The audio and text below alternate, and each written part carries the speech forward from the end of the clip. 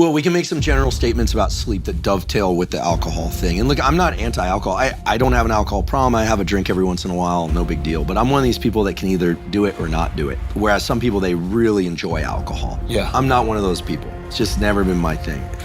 But in any case, sleep, meaning getting enough quality sleep, 80% of the nights of your life. And I always say the other 20%, just try and make the fact that you're not getting enough sleep for fun reasons. Out with friends, relationship, like ideally it's not because you're lying in bed stressing or etc. But try and get enough quality sleep 80% of the nights of your life. How much sleep do you need? Enough to feel rested during the day. Maybe you need a short nap. Napping's great, as long as it doesn't screw up your nighttime sleep. One way to avoid the afternoon crash, by the way, is don't drink caffeine for the first hour and a half to 2 hours after you wake up. Let a bunch of the sleepy molecules get cleared away. Sleepy molecules, things like adenosine, blah, blah, blah. And then drink your caffeine. At first, it's kind of painful to do, but you'll just go all day feeling great. It's pretty fantastic. Alcohol disrupts the architecture, the quality of your sleep. You can fall asleep, but the sleep you get is not restorative. And the first part of your night when you sleep is really for repair of the body, growth hormone release, etc. The second half is when two things happen. One is you tend to have dreams that are very emotionally laden, but you are paralyzed. You have sleep atonia. You can't move, and it's a kind of trauma therapy. You actually, if you ever had like a disturbing interaction or something's bothering you, if you get a few nights good sleep, you're like, okay, like it's like water under the bridge. If you don't, people tend to kind of maintain the emotional load of things. Now, the sleep atonia is kind of interesting. Has anyone here ever woken up and you were still paralyzed? Yeah. And they That jolt? happens to my wife. It's terrifying. Yeah. Well, it happens more often to cannabis users, but it's not uncommon for non-cannabis users too. So you wake up and it's just like you kind of jolt awake. It's pretty terrifying actually to be wide awake, but you can't move. But that's what it's like in that second half of the night of sleep. If you drink alcohol, you tend to screw up the first part of the night of sleep. And so the physical repair doesn't happen as well. Now look, I'm not somebody saying like you can never have a glass of wine or a cocktail or something. It depends on how many other healthy things you're doing and how many other unhealthy things. This is important. Yeah. So, if you were to be really strict, you'd say the data point to the fact that no alcohol is better for your immediate and long-term health than any alcohol. And people say, well, red wine's good. And in these blue zones where people live to be 110, they're doing a lot of other things too. The reality is the resveratrol in red wine, you'd have to drink so much red wine in order to get the resveratrol. You'd be drinking all day. It's just that argument is feeble.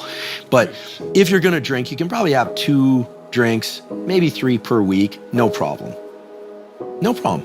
Total drinks per week. Per week. But if you're going to drink more than that, and I'm not, listen, I don't tell people what to do. I just say, but know what you're doing, right? Yeah. If you're going to do that, then you probably want to make some effort to do other things right. For instance, I would hope that people are avoiding hard drugs like cocaine and amphetamine. Yeah. Why? Because they lead to huge increases in dopamine that basically reward only one thing, cocaine and amphetamine. And over time, everything else feels a little weak in comparison, right?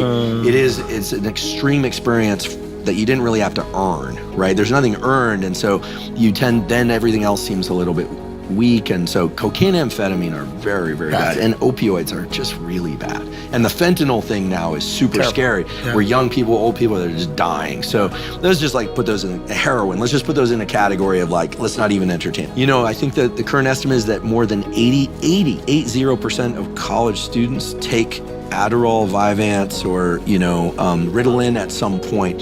So it's amphetamine, and if people are struggling with it, one incentive to get off of it is that it's not good for your heart. It tends to push all the blood towards sort of core organs. It's like stress response, because when you're stressed, your pupils get big and your vision gets like this narrow. That's why they put blinders on horses, so that they don't look around and focus on other things. I mean, it'll shrink the penis. Not permanently, but it causes vasoconstriction. In fact, if we just take a step back and we look at the scientific data on how much the dopamine firing increases in response to different things, you get a pretty interesting window into how your brain works and why you might be motivated or not motivated. Let's say you're hungry, or you're looking forward to a cup of coffee, or you're going to see your partner. Well, your dopamine neurons are firing at a low rate until you start thinking about the thing that you want or the thing that you're looking forward to. Let's say you're craving chocolate or a good meal, a steak if you like steak, or a nice plate of pasta if you like pasta. When you eat that food, the amount of dopamine that's released in this reward pathway goes up about 50% above baseline. The neurons there go from firing, 3 or 4 times per second to, 6 or 10 times per second. It really depends, and these aren't exact numbers, but if we were to measure the amount of dopamine that's released, it goes up about 50%. All right?